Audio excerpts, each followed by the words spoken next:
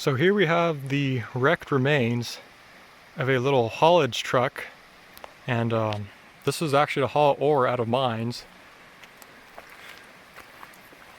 because it's it's fairly small, but it would have been in a pretty big adit, obviously. But yeah, 2 cylinders, pretty neat. This must have washed down from way up above, and right up here I believe are the Surprise Canyon Falls. So those will be a bit interesting to climb up. Continuing our hike, looks like we're entering the Narrows. So in this part, the trail is pretty much just the stream bed.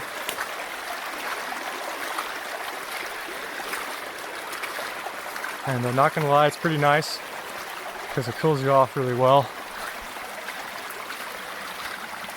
And yeah, just look at this gorge. That is awesome. Okay, so this is the first of the falls in Surprise Canyon. It's not very big, but it's still crazy to think that four-wheelers used to drive up this.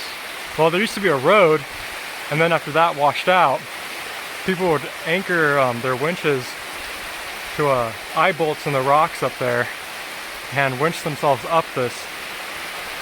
Pretty impressive, I have to say. And I guess it's my turn to climb up here. Probably have to shut the camera off.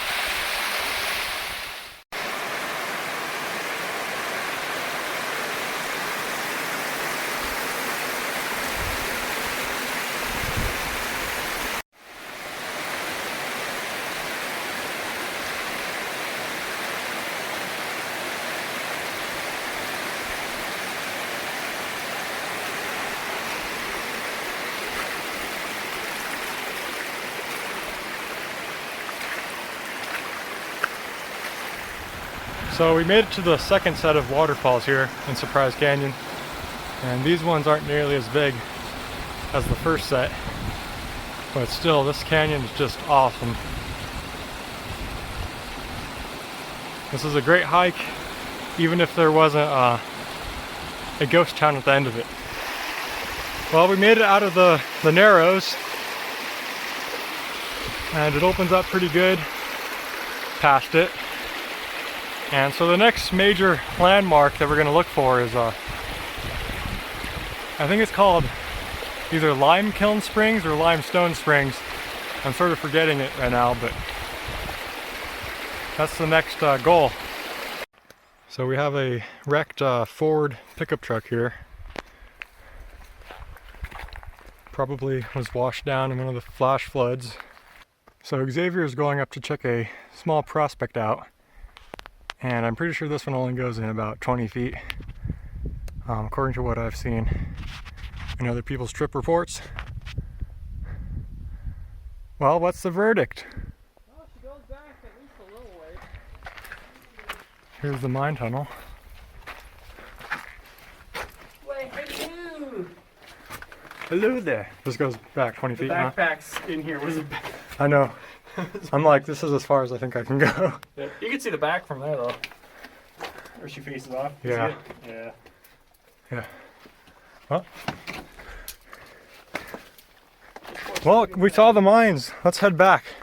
Yeah, oh, that was a good trip. Yeah, it's about the coolest mine that's up here. Enhance. Enhance. Enhance. Well, we made it to Lime Kiln Springs. I confirmed that is the name of it. And it's just a lot of beautiful vines growing up there. Hey, what's the name of the spring that's after this one? Brewery Springs. Brewery Springs? Brewery. Brewery Springs. Brewery Springs. Yeah, so Brewery Springs is the next landmark after this, and I'm thinking that we're gonna top off our waters there and then maybe take a little break and have something to eat, and then push on to the last 2 miles of Panamint City. So we're in between limestone or lime kiln and brewery springs, and it is hot. This is a tough section, but what's keeping us going is the shade we'll have at the springs and the nice cool water. So yeah, we're pushing along, but the scenery is spectacular as always.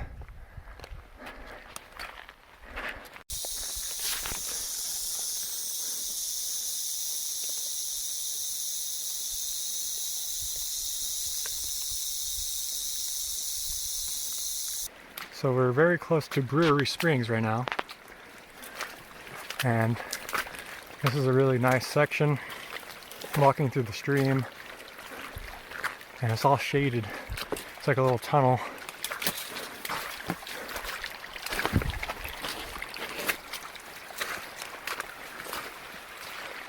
Yeah, this is gorgeous.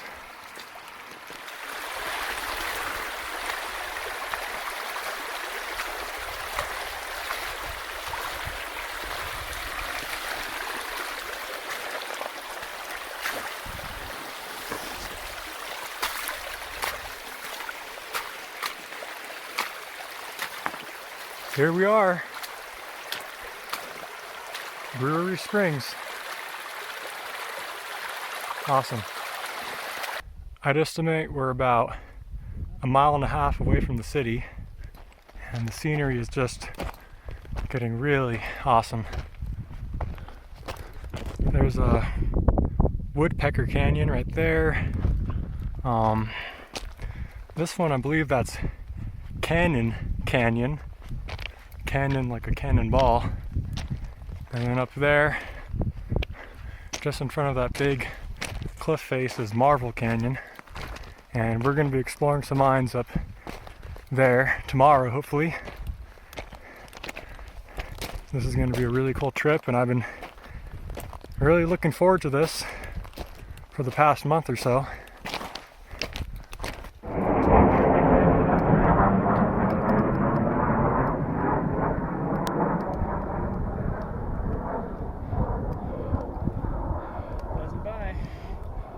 Alright, so here we are. There's a gorgeous view down Surprise Canyon, and we're very excited because we have the first view of the large chimney at the Panamint City mill. And that means we're about 1 mile away, so one more push and we're there. So we're about maybe 1/2 mile away from the mill site. But technically we are in Panamint City right now. As you can see, there's lots of remnants of buildings along the side here, and the town did stretch down this far. We're walking on, I guess, what used to be the main street, and there were shops and dwellings on either side of it. And, you know, there's another look. The very large chimney for the reduction works. The mines here. Hell yes, we're just about there. There's the old mill built in the 1870s, and then I think this mill up here was built around the 1970s, so about 100 years later. And yeah, there's a whole lot of stuff to check out. We're gonna go up here to Sourdough Canyon. There's a bunch of neat equipment up there. Tomorrow we're gonna hike up to the Wyoming mine, which you can see the road for it right there.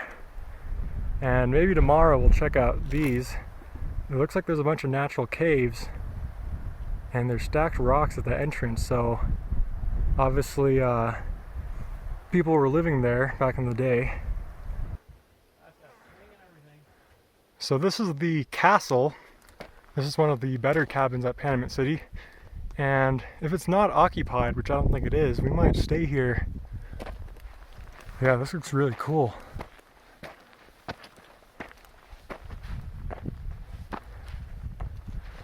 Got some old fridges here. Let's see what this note says.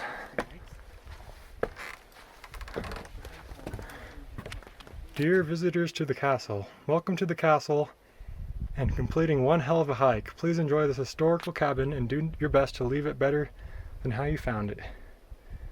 Yeah, we're gonna do our best to be respectful of this place and haul all of our trash out. Got a jawbone here for maybe a, I don't know, bighorn sheep perhaps?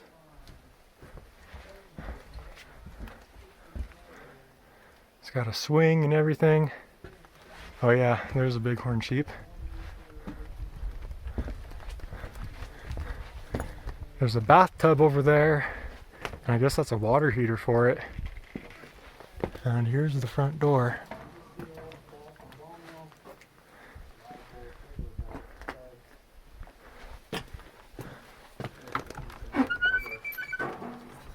How does it look inside? Ooh, there's a banjo in the corner. Or not a banjo.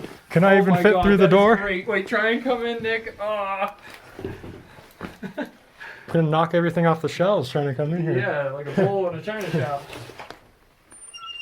This is really cool. It looks pretty clean. I don't mind lodging here. Yeah, this is pretty nice. It's even got a little wood burning stove.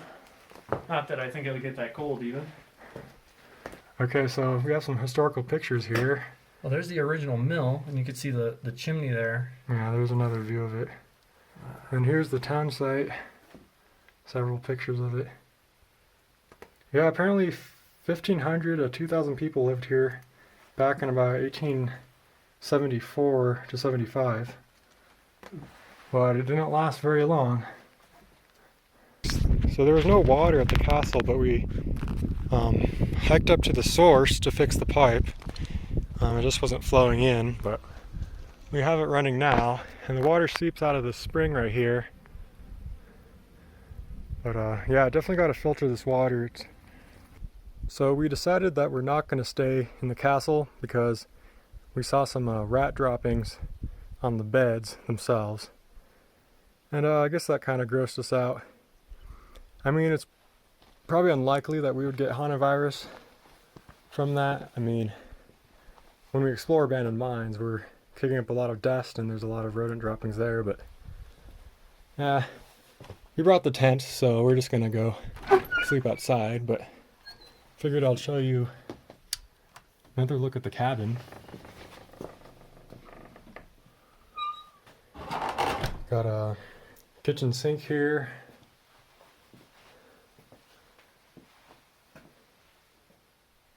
Lots of amenities. Got a table. And another thing, the cabin has a really weird smell, like sort of a weird musty smell, so that's kind of off-putting too, I guess. But yeah, there were rat droppings on the bed, so no thank you. Yeah, they have this back room area here sealed off from rodents, but obviously they're getting in some other way. Very interesting candle set up here. Lots of books. Yeah, it's a neat place. I'm pretty sure the foundation itself is pretty old, but I think all this woodwork is much newer, and a lot of things have been added on over the years.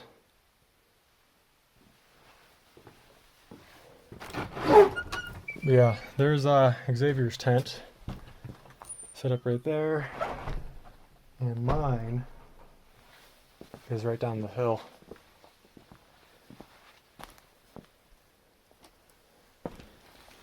And yeah, I'm gonna go walk down over here and check out these mining ruins. There's a whole bunch of cool stuff. So panning down the hill, you can see we have a pretty sorry looking trailer. Or actually I think that's a cab over camper. I've been corrected on that before. And looks like we also have a little dozer here. Yeah, that thing is awesome. And it's kind kind of odd. They tied a door up here. I don't know what the deal is with that. Yeah, I heard there's a lot of automotive parts in this shed over here.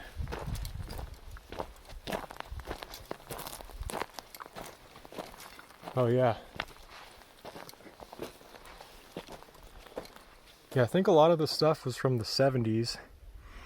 And in the 80s, the road washed out and all of these were pretty much abandoned. But they were just reworking the mines that had been worked in the 1870s. And on and off till the turn of the century and a bit in the 20th century.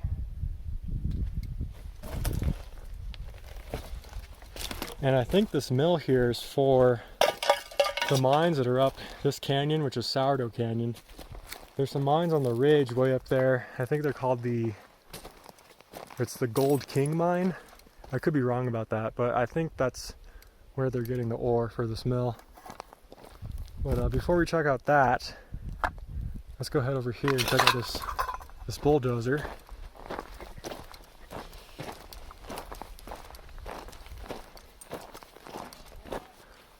Yeah, so here's this old bulldozer. It's a Caterpillar. And it's interesting, someone welded their names on there. Cam, Erica, JP, and Jack Clint.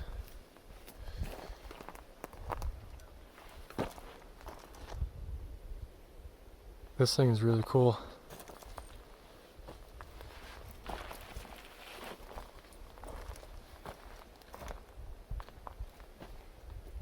That's the pre-cleaner. It's got the firing order listed on there. It's a D8 cat. Yeah. That's pretty neat, huh? Check out, did you see how it lifts the arm in the front? Yeah, with the cables? Yeah, but the cable runs back over here. Uh-huh. There's a tube. Oh, here we go. It runs into, I mean, Yeah. it's not a slusher, but it's got It looks like a slusher, It yeah. looks like I mean, you could use it for slushing, really. But I like how they're independent, so you can have a cable coming off of here or a cable coming off of here. Yeah, that's really neat. And I don't know if you saw, it's got two engines in it. So Uh-huh. there's the 6-cylinder diesel, and then on the other side, you saw the two spark plugs? Yeah. It's a gas engine for starting it. So you start the gas engine, get it warmed up, and then you engage it, and the gas engine turns over the diesel engine to start it. That's pretty cool. It's a shame this tree fell on top of it, but... Yeah, I was thinking of trying to move some of these branches. It's still pretty green, though. Yeah, so here's this starting engine, 2-cylinder gasoline. And that would be used to help start this large diesel engine, 6-cylinder. And Xavier thinks he could get this thing running. Dude, everything's here. Oh, I bet you could. Most of the linkages are free. High and low.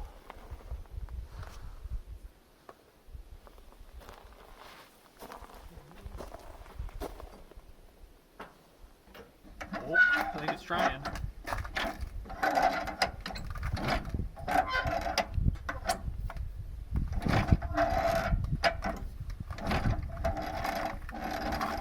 Let's see if it's got any. And here's this old truck. I believe it's a Chevy. Oh yeah. Powermatic.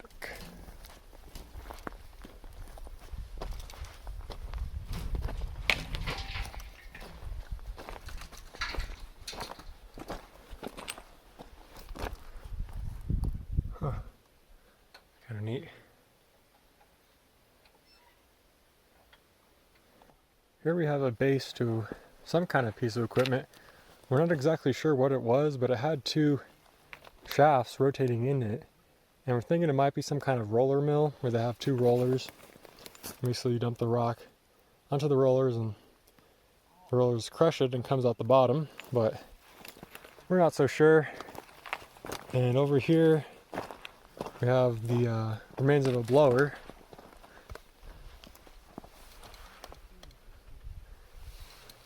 As well as a piece off of a Simpson concentrator manufactured by Main Machine Works in Los Angeles.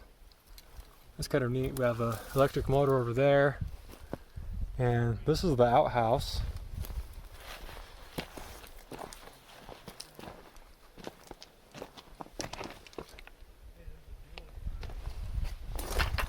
And there's the nasty pit. And yeah, there must have been some kind of building over here. There's a lot of miscellaneous parts.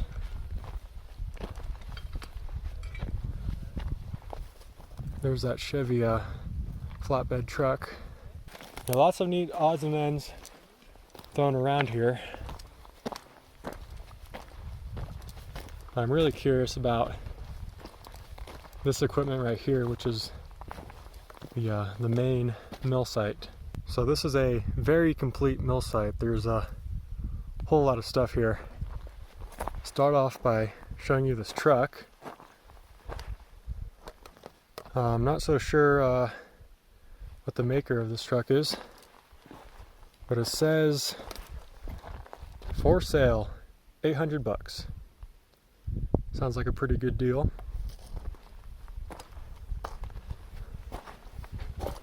Here's a look inside.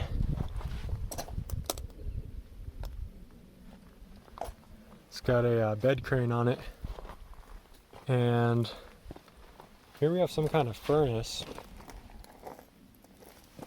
some blast furnace, I guess. And right by Xavier is a generator. Have you found any manufacturer's mark on it? No, I'm just looking inside of it. They got a little access cover here. Okay. You can see all the transformers and whatnot, the regulators for it. That's pretty neat. And you can see they had the wires running all up over here. It's kind of a mess, but it's cool that they still have all the knob insulators still left in there. Yeah, so there's cables running up there to a jaw crusher right here. This is the heart of the mill. Looks like we have a disc mill over there, and then the ore from that would come down into this thing, and we're not exactly so sure what this was. This would empty out into the small shaker table, and this says the Mine and Smelter Supply Company, Denver, Colorado. And then they have a larger shaker table over here.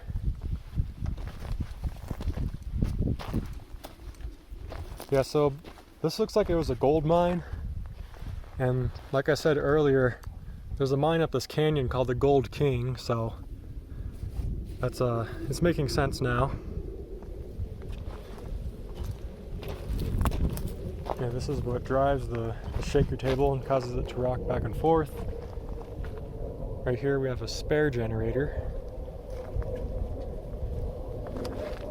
Guess this was their backup. And it's kind of interesting because this right here looks like a ball mill.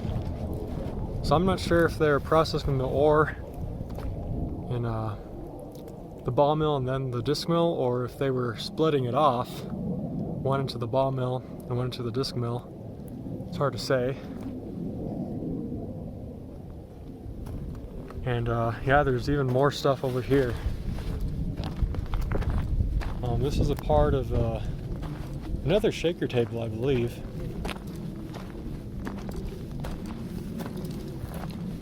And it has some writing on it. Patented November 3rd, 1903. That's the earliest patent on it. And it's a plateau self-oiling head motion. Okay. So I think that's for a shaker table. I could be wrong about that. But over here we have an air compressor.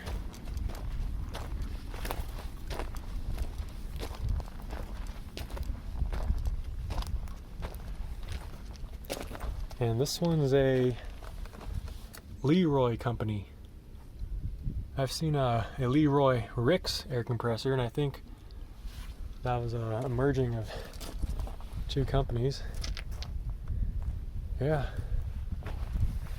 It's amazing how much equipment is left here. And these look like spare shaker tables. And these ones are massive. There's another base to one. And here's the mechanism they'd use to adjust this shaker table. There's something similar to this at the Allison mine in the San Gabriel Mountains. So yeah, we're gonna go head up to the top of the mill, maybe check out that jaw crusher and belt lines and stuff up there, so that'll be interesting to check out. So there's the main part of the mill, and then over here we have these two containers, and definitely looks like there's a lot of fine crushed ore in there, so I think these might be cyanide leaching containers. So yeah, don't drink the water below this. So I think I found some ore here. This blue stuff, I believe that's just copper. I've read that it was found in small quantities along with the silver. But in this quartz there's this gray mineral, and I think that is actually the silver ore, according to what I've seen pictures of. So yeah, really interesting.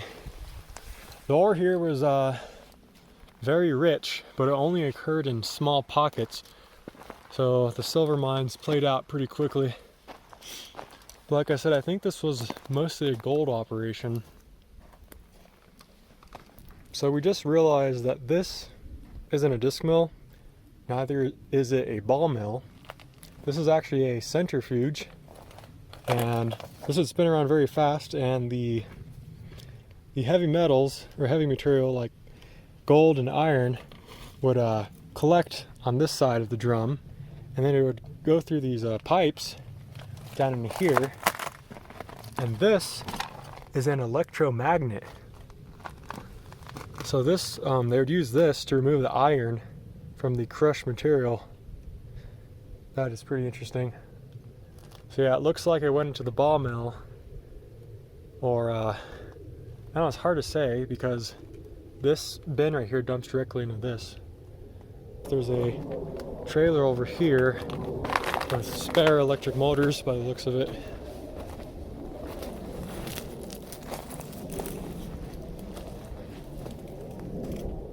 Pretty neato. Okay, so we're at the top, and there's a lot of ore stockpiled here, and by the looks of it, it makes me believe that they were actually mining silver here, but I'm pretty sure they were mining gold as well at this operation.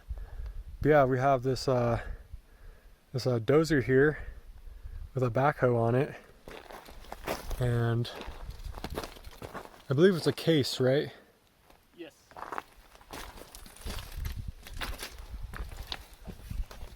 Oh yeah, there we go.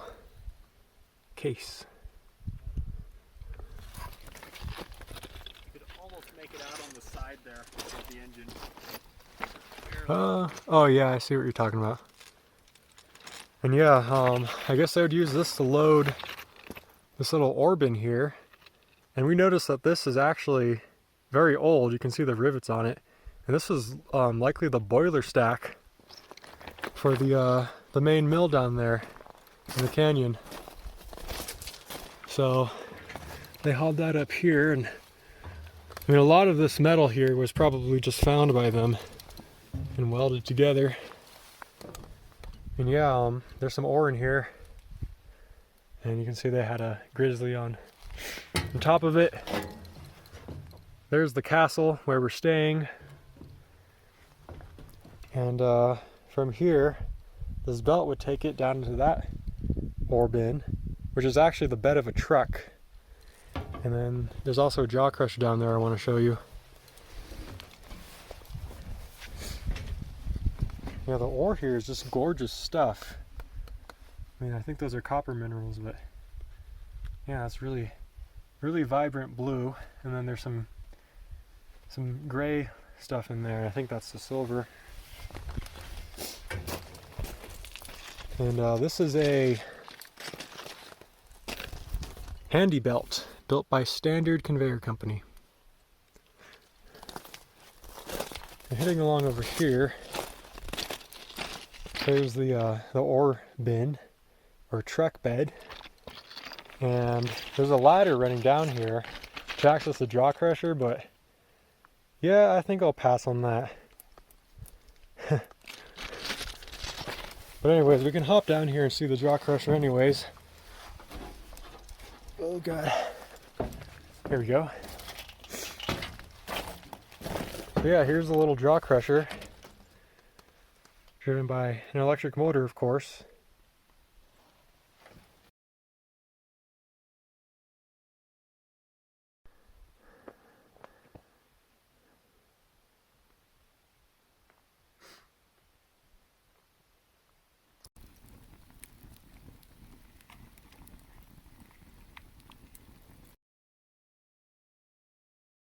Oh my god.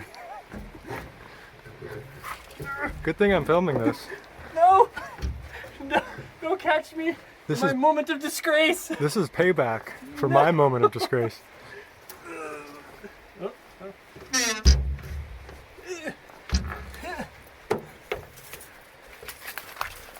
Don't look at me! Oh, alright, now it's your turn. I'm not going in there. What? I can see enough of it right here. That's like cheating.